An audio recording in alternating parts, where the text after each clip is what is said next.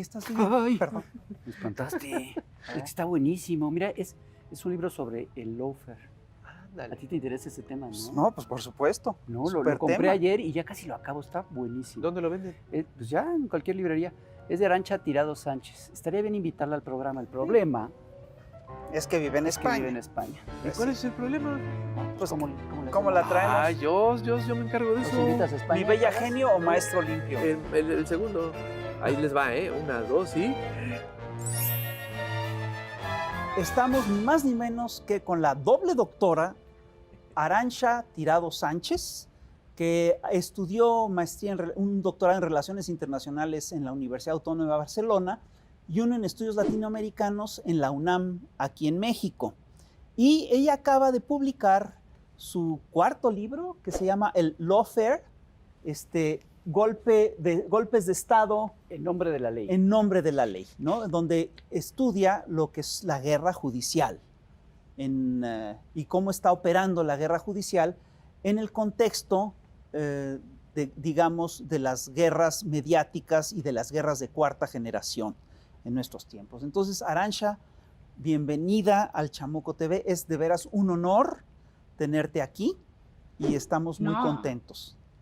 Al revés, el honor es mío. Yo nunca pensé en los 11 años que viví en México que pues iba a ser invitada por ustedes a hablar en su programa. Hombre, al contrario. Oye, no, Arantxa, no, pues acabamos de leer tu libro. Está realmente muy interesante.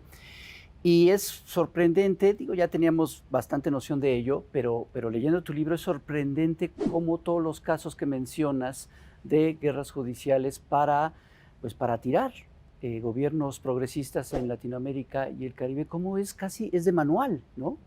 Siguen paso por paso un manual muy, muy, muy claro en connivencia con los medios de comunicación y con poderes judiciales de los países. ¿Cómo es un poquito este manual? Si pudieras resumirlo un poco y explicarlo un poco. Sí, efectivamente. Bueno, el lawfare es lo que yo denomino una guerra judicial para el cambio de régimen, para conseguir un trastocamiento geopolítico a través de atacar por la vía jurídica a presidentes y presidentas que se oponen a los intereses expansionistas de Estados Unidos en el continente latinoamericano caribeño.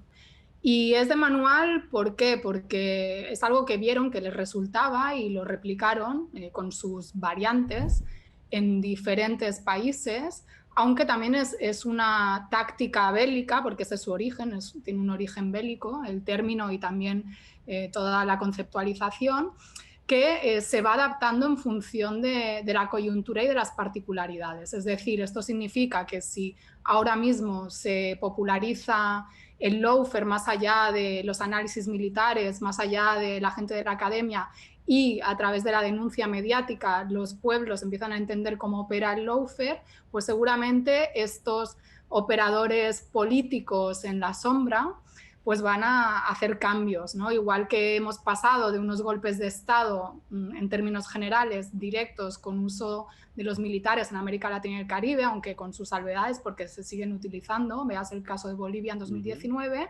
pues vamos a pasar a un cambio, a una sofisticación de mecanismos, incluyendo al lawfare, cuando pues, la gente tome conciencia de que esto no deja de ser una operación más para el cambio de régimen. Tú estudias 4 casos en concreto que son muy importantes. Uno que conocemos muy bien en México, que es el caso contra Andrés Manuel López Obrador, ¿no? El ataque, el desafuero sí, de Andrés Manuel López Obrador. Después estudias también el tema del Lava Jato en Brasil, que fue verdaderamente impresionante, ¿no? Que termina, entre otras cosas, pasa por la defenestración de Dilma Rousseff y termina con el encarcelamiento de Lula. Y también estudias el caso del intento de lawfare contra Cristina Kirchner, que no salió bien, y el caso de lawfare contra Rafael Correa. Es curioso porque todos estos casos, al final de cuentas, lo que se deja ver detrás de todo esto es que efectivamente, como bien dices, hay una estrategia que es militar. No se puede olvidar que quien echa a andar el lawfare es un general, ¿no? Es el señor Charles Dunlap. Cuéntanos cómo funciona esto, cómo echaron a andar esta historia. Bueno, más que echar a andar, él es uno de los Sí, ideólogos del lawfare tal como se entiende, que es un término, quiero decir, que está sujeto a debate, ¿no? No solo en la academia, sino en el mismo ámbito militar, y también desde sus inicios ha significado cosas diferentes. O sea, al inicio el lawfare para Estados Unidos e Israel era la guerra judicial que padecían por parte de enemigos más débiles, que los llevaban a los tribunales para tratar de denigrarlos en los tribunales, y ganar lo que no podían ganar en el campo de batalla. Pero ahí Dunlap, entre otros, se dan cuenta de que se puede utilizar la ley al revés, ¿no? Precisamente para conseguir unos objetivos estratégicos por la vía judicial. Y efectivamente, en esa lógica, unos casos muy específicos de aplicación del lawfare contra los mandatarios latinoamericanos son esta idea de tratar de interrumpir, bien sea el decurso de una administración, ¿no? Con el impeachment a Dilma, que va de la mano después con el encarcelamiento a Lula, o efectivamente eso, ¿no? Eso de impedir que Lula se vuelva a presentar a las elecciones cuando tenía un porcentaje de aprobación súper alto y prácticamente era un hecho que iba a ganar frente a Bolsonaro. Y lo mismo aplicaría pues, para el desafuero de Andrés Manuel López Obrador en su momento, aunque luego hubo otros mecanismos que impidieron que llegara a la presidencia de la República, supuestos fraudes, para algunos no tan supuestos, pero bueno, son cosas que a lo mejor algún día se demostrarán con todos los datos. Y bueno, pues también el caso de Rafael Correa y Cristina Fernández. No ha sido exitoso si pensamos que uno de los propósitos del lawfare es denigrar por esta guerra judicial que va siempre de la mano de una guerra mediática, del papel de los medios de comunicación para conseguir lo que algunos autores consideran la muerte civil, el asesinato mediático de esos liderazgos, vincularlos con la corrupción, vincularlos con el mal ejercicio del gobierno, vincularlos con toda una serie de elementos negativos, pues pudiéramos cuestionarnos qué tan útiles han sido o no, si han sido un fracaso. Sí, Cristina ha podido volver al poder, no como candidata a la presidencia, seguramente por el efecto del lawfare. Entonces, en ese sentido, y en muchos otros, pudiéramos pensar que el lawfare a lo mejor no ha sido tan fracasado, aunque en el caso de Lula pudiéramos pensar que ni siquiera a pesar de todos estos mecanismos pues se ha logrado imponer ese relato, porque Lula sigue encabezando las encuestas y poco a poco las autoridades del Poder Judicial brasileño han ido desmontando toda la estrategia de la Operación Lava Jato, ¿no? Y sus operadores que sirvieron para sacar a Lula de la contienda electoral, pero el daño ya está hecho, ¿no? O sea, es un poco embarrar el tablero de una manera muy sutil, pudiéramos decir, aunque no nueva, utilizando pues mecanismos de propaganda, de guerra psicológica, que se combinan con elementos novedosos que hoy en día pues también pasan por el uso de las redes sociales, la ciberguerra y este elemento que no estaba presente en otros momentos, que es el uso del poder judicial, o al menos cuando menos de determinados operadores del sistema judicial El daño ya y de está las hecho, leyes también. el daño ya está hecho, pero además va retrasando los avances de una izquierda progresista, ¿no? En distintos países. Y precisamente también hay que resaltar el por qué este empecinamiento con América Latina, bueno, con el sur, y creo que son los recursos naturales, tengo entendido, ¿no? Que en muy buena medida es de la voracidad por hacerse de todo esto para su beneficio. Tenemos que ir a un corte, el primer corte del programa, y regresamos para platicar de esto y mucho más. Así que, señoras y señores, no le cambien.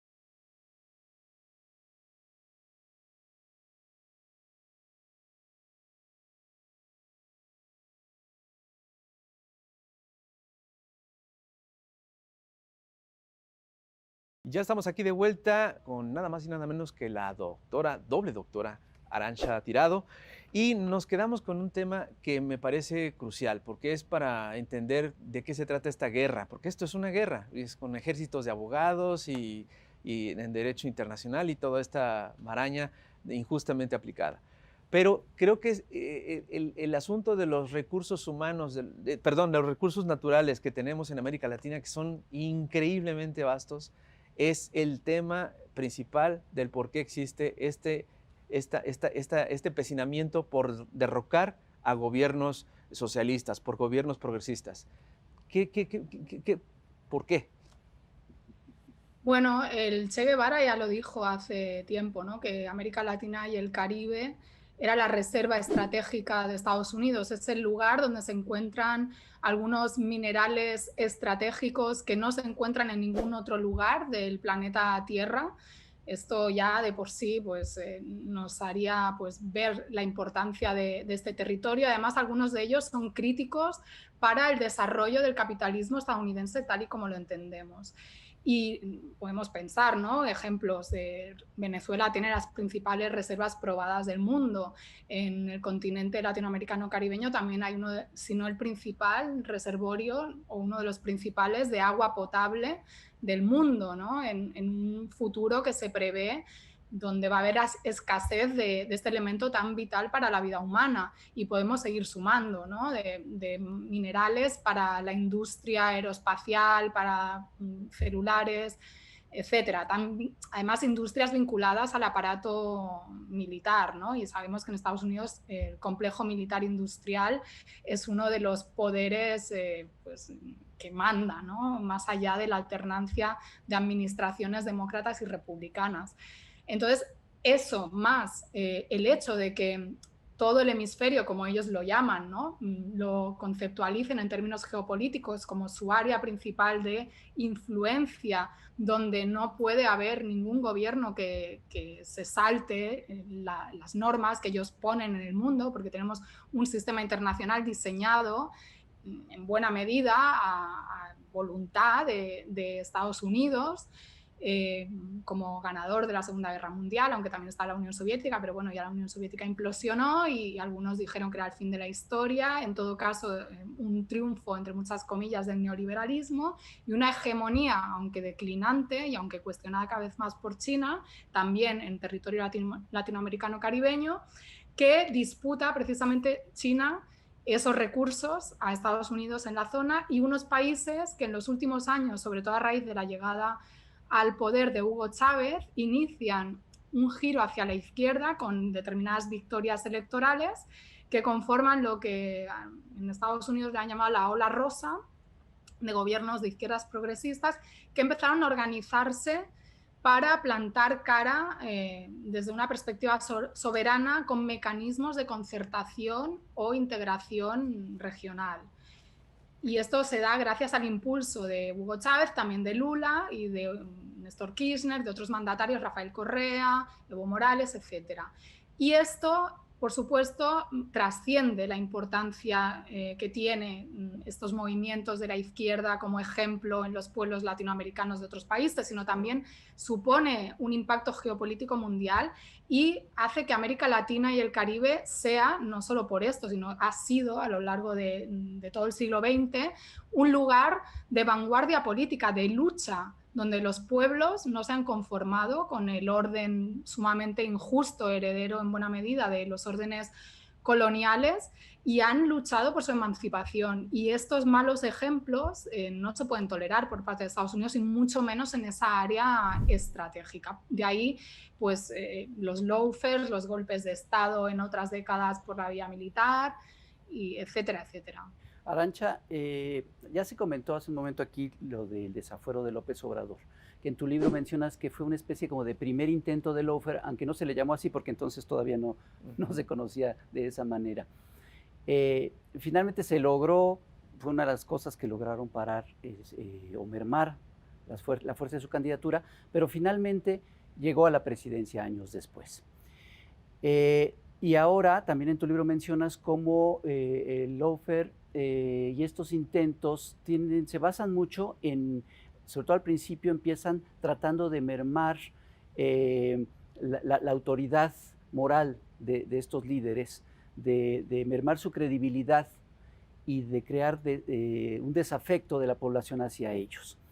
Hace 3 semanas estuvo aquí en este programa Chamuco TV, estuvo el doctor López-Gatell, y él lo dijo muy claro, muy claro, que había muchos intereses y que esos intereses muy poderosos estaban utilizando algo tan terrible como el dolor de los padres de niños con cáncer con intenciones que incluso podían ser intenciones golpistas. Lo dijo muy claro y obviamente muchos los medios corporativos tergiversaron todo esto. Y tú escribiste por esos días en tu cuenta de Twitter un hilo en el que a mí me gustaría leer un tweet que me parece que lo resume muy bien. Tú escribiste, el doctor Gatell no ha dicho nada descabellado, sino que ha alertado de un riesgo real que se fundamenta en el modus operandi de este tipo de guerra judicial de la cual hay antecedentes. Se conviertan en golpes blandos, duros o no, hay ya elementos y paralelismos preocupantes. ¿Tú ves ya con preocupación ese intento de lawfare en México? Bueno, lo veía tanto que cuando escribí el libro, que lo entregué creo que a principios de este año, ya yo ponía eso como hipótesis, porque venía observando toda una construcción mediática de posicionar esta idea de que en México los niños con cáncer no estaban recibiendo la atención debida y se estaba pues dando voz a unos padres, que me parece súper legítima su lucha. Lo que no acabo de entender es que a un presidente como López Obrador se le haga una denuncia ante la Fiscalía General de la República, no solo a él, sino también al titular de la Secretaría de Salud, en septiembre creo que fue de 2020, y se apele incluso, ojo, con este tema que está tan de moda con Cuba y lo estuvo con Venezuela, a una ayuda humanitaria por parte del actual presidente Joe Biden, ¿no? En su momento todavía no, creo que no era presidente, o a lo mejor acaba de ganar, no sé, me bailan las fechas. Y esto pase como si nada, ¿no? A mí, claro, teniendo todo el conocimiento de cómo se han movido las fuerzas de la derecha y los poderes fácticos de los diferentes países para montar estas causas contra los presidentes o líderes políticos de la izquierda latinoamericana, a mí me resultó sumamente curioso, sobre todo porque después de haber vivido en México y saber los niveles de impunidad con los que operan los políticos, ¿no? Y además teniendo muy fresco el caso del gobernador de Veracruz, ¿no? De Javier Duarte, con el tema del escándalo de las quimioterapias, que supuestamente pues, los niños les habían inyectado agua destilada, etcétera. Y eso no trascendió en una denuncia penal hacia Duarte como responsable último, ¿no? de estos actos, sí tuvo problemas con la justicia por otros temas. Claro, resulta cuando menos curioso y yo creo que es bueno ser suspicaz. Esto no significa decir que los padres de los niños con cáncer son golpistas, que quieren dar un golpe de Estado y que no se puede criticar a López Obrador y porque es todo lo que se ha manipulado después en redes y no solo en redes, y que ha llevado incluso al delirio absoluto, que me parece, que es denunciar al subsecretario de Salud, a López-Gatell, por genocidio, nada más y nada menos, ¿no? Claro, ¿qué sucede? Que estas interpretaciones tan sumamente jaladas, con perdón de la expresión, pues se pueden sostener como una mentira que se va repitiendo y que se va asentando como verdad, porque tienen el respaldo de los principales medios de comunicación. Recordemos, Reforma varios días tuvo en portada las fotografías de los niños con cáncer, con un discurso sumamente lacrimógeno, manipulador, que yo, si fuera padre o madre de algún niño con cáncer, me daría vergüenza. Además, quiero decir, soy familiar de personas operadas de cáncer y personas que han fallecido por cáncer, personas muy cercanas. O sea, el cáncer es algo, por desgracia, muy frecuente y próximo en mi familia, como en muchas familias, por desgracia, y me parece de lo más rastrero. hacer política con un tema tan sumamente sensible, más en un país como México, donde los que hemos vivido ahí sabemos lo complicado de tener un sistema de salud público que llega a todo el mundo con garantías de efectividad, y que este gobierno precisamente ha legislado y está haciendo lo que más o menos puede para superar esa brecha de una sanidad totalmente neoliberal que está enfocada al lucro, ¿no? Con la introducción de todos estos hospitales privados, empresas de análisis, etcétera. Entonces, que esta gente que defiende ese modelo venga a decir que López Obrador, precisamente, que además lo que ha tratado es, con las compras consolidadas, es de luchar contra la corrupción existente en la industria farmacéutica mexicana y abrir la posibilidad de que eso pueda democratizarse y que no se esté robando al erario público como se estaba robando a través de un montón de intermediarios que lucran de eso, me parece increíble. Y que, por decir una obviedad que además se sustenta en un estudio y en la historia de lo que ha sido este continente, se lleve a la gente a los tribunales, incluso acusándolos de genocidio, que son palabras mayores, para mí, como dirían ustedes, no tiene madre.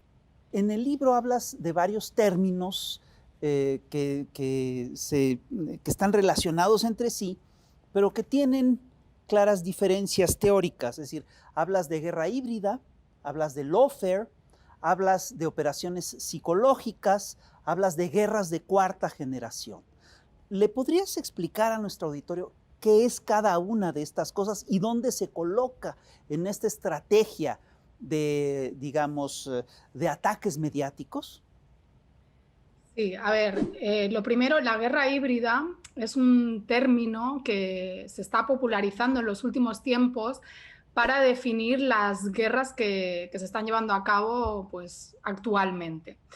También, igual que en el caso del lawfare, pues en el mundo académico y en el mundo de los análisis militares, pues hay todo un debate sobre si este término es nuevo o no es nuevo, si la cualidad de híbrido sería nueva o no, porque, bueno, sería en esencia una combinación de elementos de guerra asimétrica, guerra regular, donde pues entran a operar no solo estados, también otros actores vinculados pues con el crimen organizado, vinculados con qué sé yo, grupos paramilitares, vinculados con actores no estatales de otro tipo, mercenarios, etcétera, con tácticas de todo tipo, y en esencia es como la idea de una guerra irrestricta, que de hecho algunos teóricos le llaman así también, guerra irrestricta, porque hay diferentes escuelas de la guerra híbrida, ¿no? Está la teorización de los chinos, está la teorización de los rusos, la de Estados Unidos, la de la OTAN, etcétera.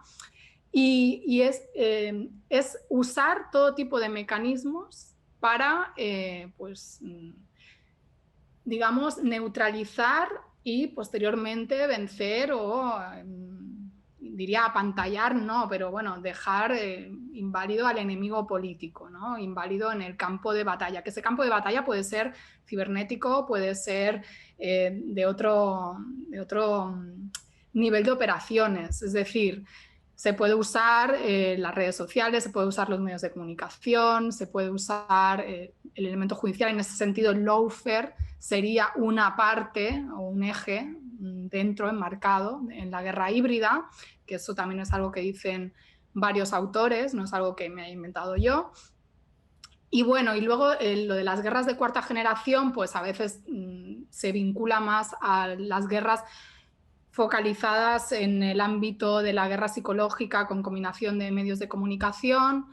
Y bueno, en esencia es entender que más allá de lo que se suele pensar, que es que la guerra es un conflicto bélico entre dos partes como antaño, ¿no? Que se declaraban la guerra, iban al campo de batalla, se lanzaban bombas y demás, no. La guerra, aparte de la guerra de clases consustancial al capitalismo, que aunque parezca invisible, aunque en las sociedades latinoamericano-caribeñas es muy visible, pero bueno, aunque en Europa nos creamos que no hay lucha de clases, que todos somos iguales, todos somos clase media, bla, bla, bla, aparte de eso hay una guerra invisible por parte de unos poderes fácticos que van en contra de todos aquellos que se oponen a su visión del mundo. Y esto no es conspiranoia, esto no es creer que hay unos malos escondidos en un sótano moviendo hilos, es simplemente estudiar lo que dicen los analistas y estrategas militares, de relaciones internacionales, geopolíticos,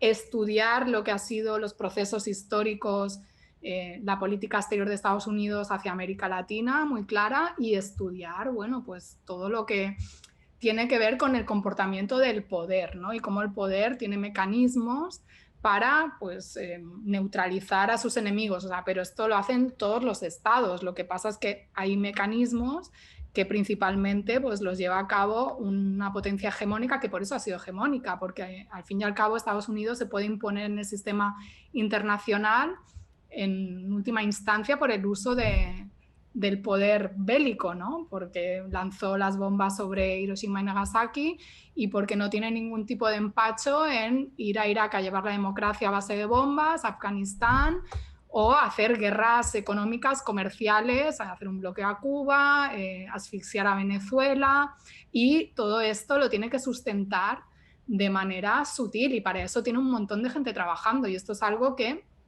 con el paso de las décadas, cuando se van desclasificando documentos, se va sabiendo, o gracias también al trabajo de Wikileaks, de Julian Assange, que por algo está encerrado donde está, y la hazaña que han tenido y que tienen contra él, pues se va sabiendo, se va armando este rompecabezas, se van poniendo las piezas y entendiendo cómo opera esta guerra, que al fin y al cabo es multifactorial, y eso es lo importante, se llame guerra híbrida, se llame de cualquier modo, que es una guerra, yo creo, contra los pueblos del mundo que luchan contra su emancipación y que están representados a veces por unos mandatarios, y que se actúa contra ellos como cabeza de turco, pero que también se actúa directamente contra esos pueblos, ¿no? Cuando se les asfixia económicamente, cuando no se deja que el socialismo prospere y cometa sus errores, pero sin añadir errores inducidos desde afuera, cuando se combatió a las guerrillas en Centroamérica, etcétera, etcétera, etcétera.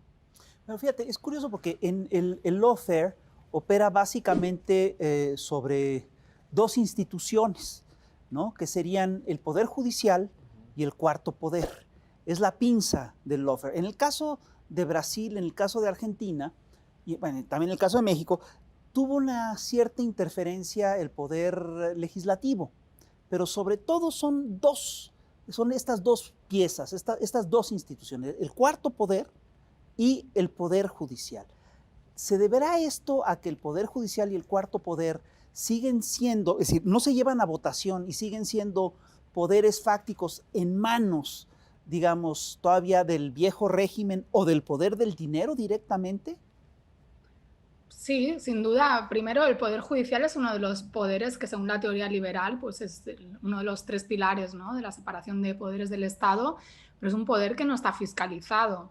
El otro día el presidente López Obrador daba unos datos de cómo más del 70% de los mexicanos pues desconfiaban del Poder Judicial, y cómo hay un Poder Judicial en México que, aparte de ser indolente o desidioso, porque tienen más del 85% de casos sin resolver, con todo lo que eso implica, pues está ganando en la Corte Suprema, ¿no?, hasta donde entiendo, pues salarios superiores a los que gana un presidente.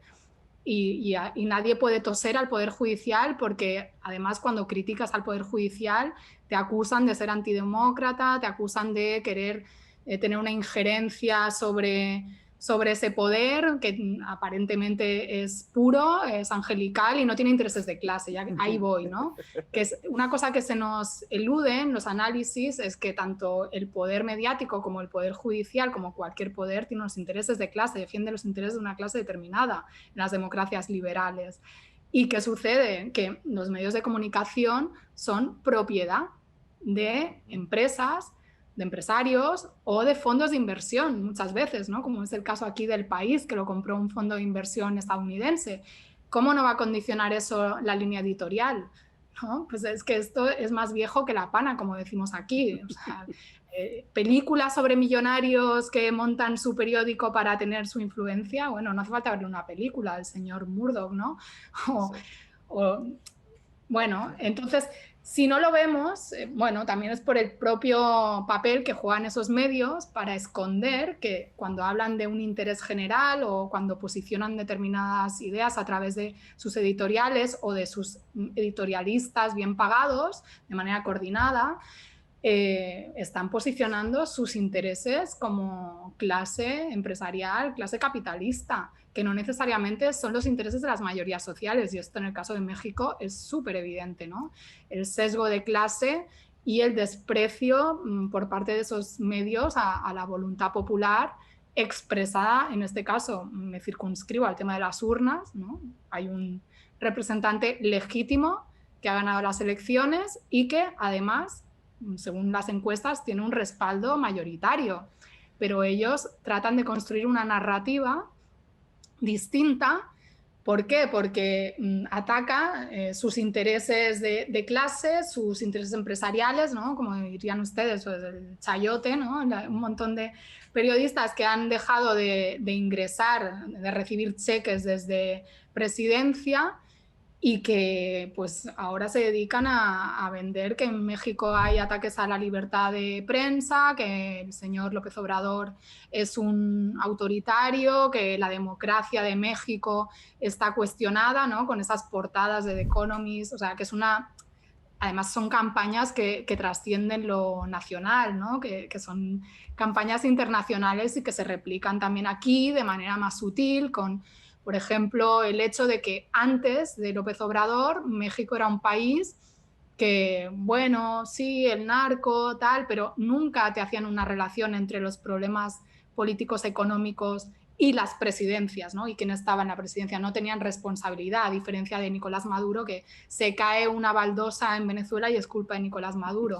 Los presidentes neoliberales, por supuesto, están exentos de toda culpa, pero desde que está López Obrador nos enteramos en España que las elecciones en México son las más violentas, que así no puede funcionar la democracia, que hay unos ataques a la libertad de expresión, que hay niños con cáncer que no reciben su tratamiento, cuando mujeres indígenas parían en el pasto de los hospitales porque no se les daba asistencia como si fueran animales, o tienes que pagar para que te atiendan en el IMSS, ¿no? Antes de llegar López Obrador. Y ojo, no estoy diciendo con esto que con López Obrador ha llegado con una varita mágica y se ha solucionado todo, porque me consta por amigos que están en México que hay un problema de desabasto de medicinas, no solo de medicinas contra el cáncer, precisamente por la implementación de estos nuevos mecanismos y porque es muy difícil poner a andar un cambio, ¿no? Y porque también todos lo sabemos, en la cultura de la corrupción, si tú te para un policía y le das una mordida, pues te zafas rápido. Pero si te para un policía y te pones digna y empiezas a reclamar y argumentar y tal, seguramente acabes detenida.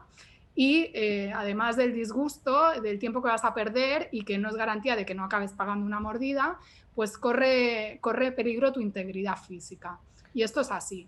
Entonces, bueno, hay que entender también en qué país estamos hablando, y más si ya en Europa es difícil combatir a estos poderes fácticos que tienen mucho poder, vale la redundancia, respecto a los gobiernos, pues en las sociedades latinoamericano-caribeñas con mayor debilidad institucional y con unas dinámicas heredadas y un desmantelamiento del Estado por parte del neoliberalismo y demás, pues todavía es más complicado.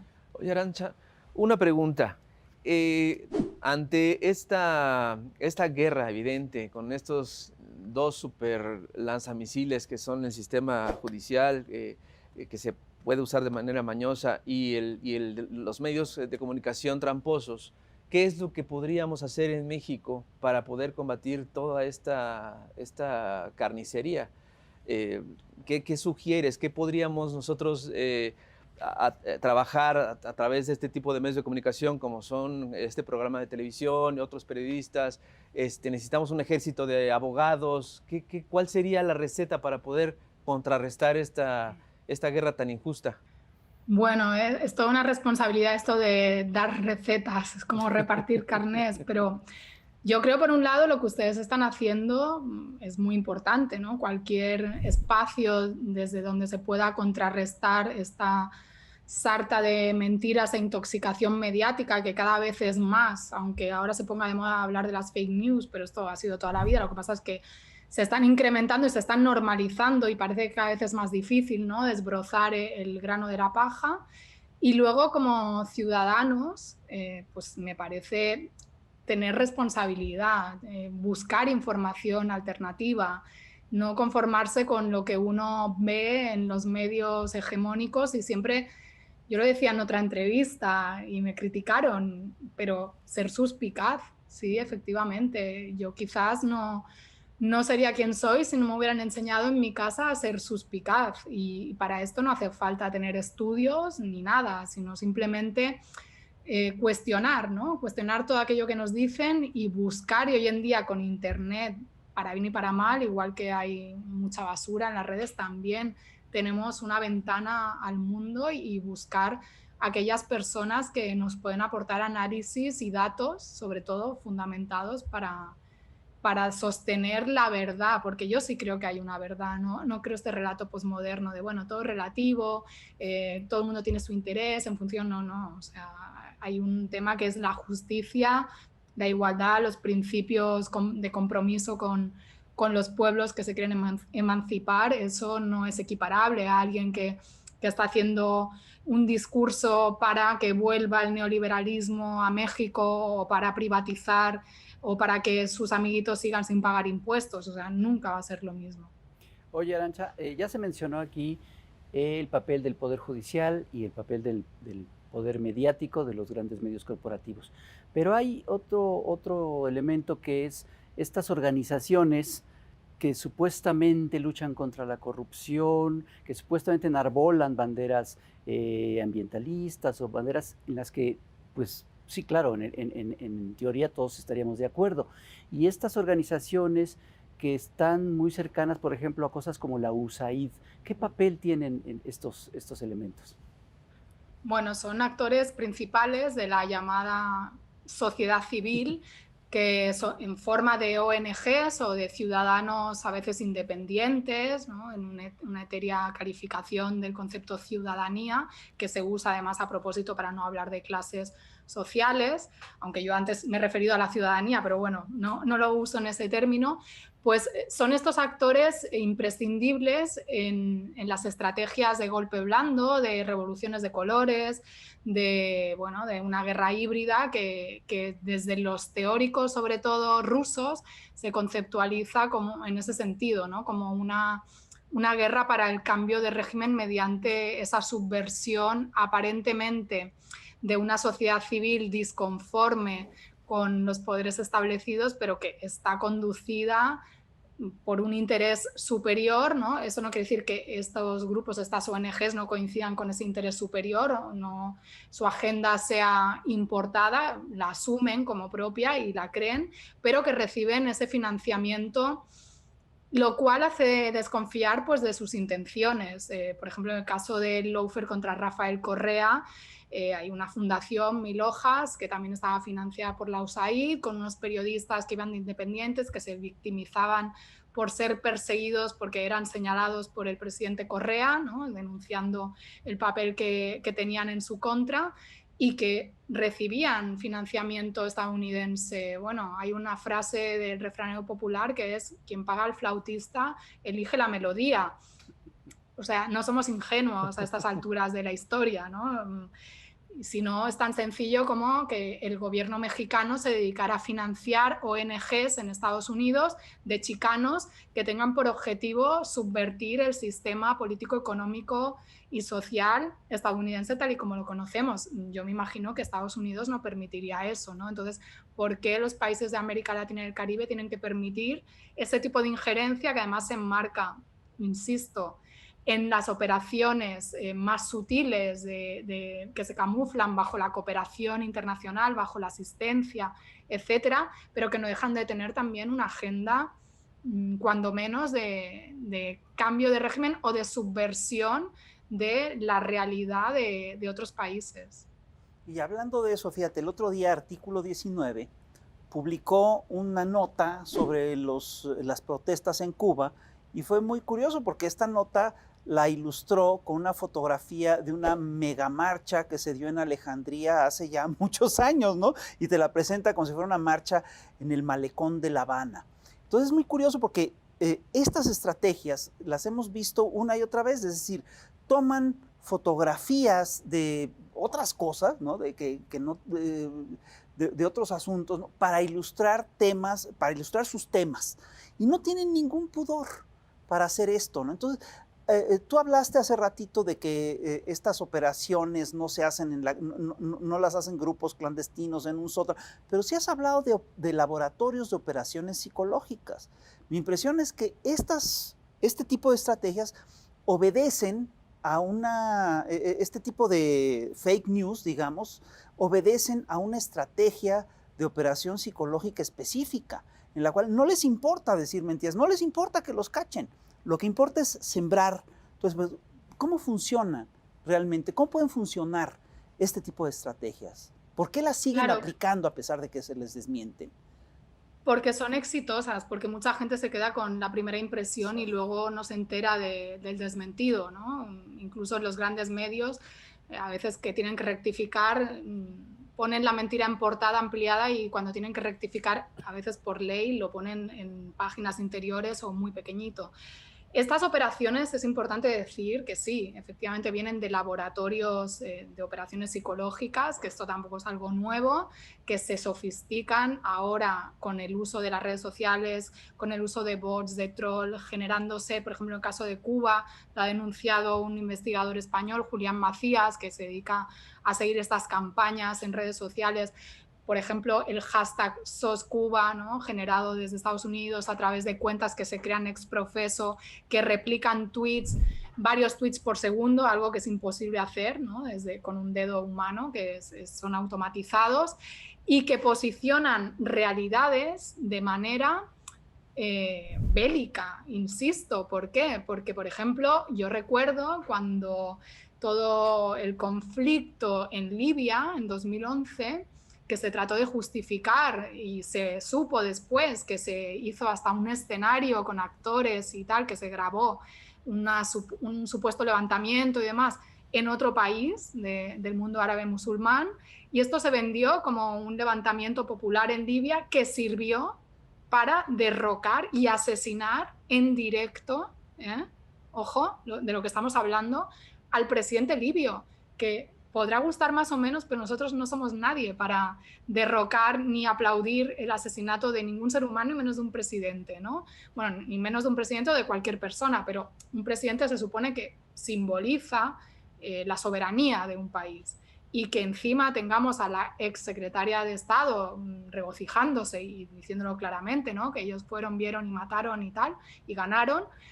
Bueno, entonces esto de poner a unas imágenes del supuesto malecón de La Habana, de riadas de personas que no son de La Habana, que son de Alejandría, o poner celebraciones en Buenos Aires como si fueran manifestaciones en Cuba, o incluso, como han hecho aquí los medios, poner manifestaciones progubernamentales en Cuba como si fueran de oposición, pues se hace porque surte efecto, porque van calando esa idea que es imprescindible para toda guerra, sea judicial o sea híbrida en sentido más amplio, o un golpe del tipo que sea, que se hizo también con el caso de Evo Morales y que constantemente se hace con Venezuela, que es ese gobierno es malo, hay un descontento masivo contra ese gobierno, y no va de la mano de no darle voz a los actores que tienen una opinión diferente, una lectura distinta de lo que está pasando en esos países. Entonces la distancia juega un papel, la manipulación, y también unas sociedades a las que se apela desde el corazón, ¿no? Porque desde que se inventaron, por decirlo de alguna manera, las guerras humanitarias, como explicó Jan Brickman en un libro brillante, ¿no? A raíz de la guerra en la ex Yugoslavia, pues sobre todo a las sociedades occidentales europeas nos venden que hay poderes que intervienen por el bien de esos pueblos. Entonces se trata de justificar lo que ha pedido, por ejemplo, el alcalde de Miami, que es que vayan y tiren bombas a los cubanos para liberar a Cuba, ¿no? Claro, lo pide desde Miami, genial, pero para que haya gente que en su sano juicio diga, ostras, sí, qué bueno que bombardeen Cuba para liberar a los cubanos o que bombardeen Irak para liberar y llevar la democracia a los iraquíes, pues antes tiene que haber toda una campaña de guerra psicológica muy bien estudiada, ¿no? Con sus objetivos, población objetivo, con su manera de presentar las noticias, manipular, en la que se vea eso como algo positivo frente a la situación de caos, de protestas, de supuesta represión, ¿no? Que también nos venden muchas veces imágenes de represión que ni siquiera son de los países que supuestamente reprimen. Y bueno, es muy complicado porque la gente tiende a creer además lo que ve en redes, porque a veces como es una búsqueda personal, dice, ay no, pero esto lo he encontrado yo y esto no me lo está diciendo ningún medio hegemónico. Y eso también está estudiado y lo hicieron en campañas electorales. Se dedican a enviar fake news por vías como WhatsApp, que es una vía, o Telegram, ¿no? que llega a través de familiares, de amigos, por lo cual se le da más credibilidad, aunque sea un montaje. Hoy en día con todos los aparatos de software y demás se puede manipular imágenes, voz, lo que quieran, ¿no? Y si no se tiene un mínimo, insisto, de suspicacia o pensamiento crítico, pues, y de conocimiento también un poco de los países, pues se puede llegar a creer prácticamente todo. Además, hablan de liberar países en contra de gobiernos autoritarios, pero no tuvieron ningún empacho en durante décadas apoyar gobiernos, dictaduras militares que violaron derechos humanos a diestra y siniestra. Y ahí no importaba, ahí no había ninguna necesidad de liberar a nadie, ¿no? Y no solo apoyarlos, sino llevarlos al poder. Claro, claro. Y sacarles provecho. Es increíble el cinismo de esta gente, pero es que, bueno, yo creo que solo alguien que no conoce la historia de Estados Unidos puede creerse que Estados Unidos es un poder imperial que trata de llevar pues, el desarrollo por altruismo. La todo lo que hace libertad y es la funcionar democracia. a su interés. Sí. Fíjate, usamos con frecuencia el término fake news y yo creo que lo estamos usando mal, porque es un término contradictorio. Una noticia, las news, pues, llevan algo de verdad. Y fake quiere decir, habla de que es falsa. Entonces, yo creo que estamos usando mal el término. Yo creo que deberíamos usar abiertamente el término de mentiras, ¿no? Pues sí. Son guerras de mentiras. Sí, porque también suena como un eufemismo y se trata de vender, insisto, como decía antes, como si fuera algo nuevo y no formara parte de pues, la propaganda de toda la vida, que la propaganda se ha sustentado, la propaganda de los poderes, ¿no? En lógica bélica, en mentir, manipular para ganar guerras. Y esto es una guerra de largo aliento, es una guerra del capital contra los pueblos del mundo, donde la verdad y la mentira pasan a ser algo accesorio. Es más, o sea, la mentira es realmente un instrumento para manipular. Pero bueno, no sé, yo tampoco me clavaría en un debate sobre si es mejor o peor. Sí, no. Peor Puede es ser, cuando puede dicen ser que es la posverdad, eso ya salió Eso mucho ya peor. Sí, es mucho peor. Yo tengo una pequeña pregunta nada más, porque la verdad no estoy muy seguro de que esto sea posible. Tenemos la rudeza de los medios de comunicación, no se puede votar por ellos, ni por los periodistas, ni los que están enfrente.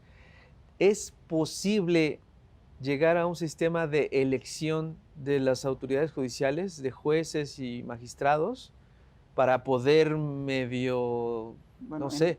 En México en el siglo XIX se votaba por el Poder Judicial. ¿Qué pasó? ¿Por qué ya no se puede? En Bolivia, hasta donde sé, sí se propuso y creo que existía la votación de jueces. Claro, esto, un poder tan corporativo como el Poder Judicial, pues no le gusta nada. ¿Por qué no se puede? Porque ejercen su poder, valga la redundancia. Aquí en el Estado español yo puse hace unos meses unos tweets replicando una información de la escuela judicial, ojo, que dieron en un programa de televisión, donde se explicaba que más del 80% de los estudiantes de la carrera judicial, de los opositores, ¿no? La persona que está estudiando para presentarse a las oposiciones para juez o fiscal, no trabajaban y eran mantenidos por sus padres. Lo cual, yo decía, bueno, habla de un sesgo de clase determinado, porque ¿quién se puede pasar un promedio de 5, 6, 7 años, que a veces se tienen que que hacer estas personas para poder aprobar una oposición que es además sumamente memorística y tal. Y esto es algo denunciado por asociaciones de jueces de carácter progresista, más o menos, como Jueces para la Democracia, que está presionando al gobierno español desde hace tiempo para que se modifique la manera de hacer los exámenes y también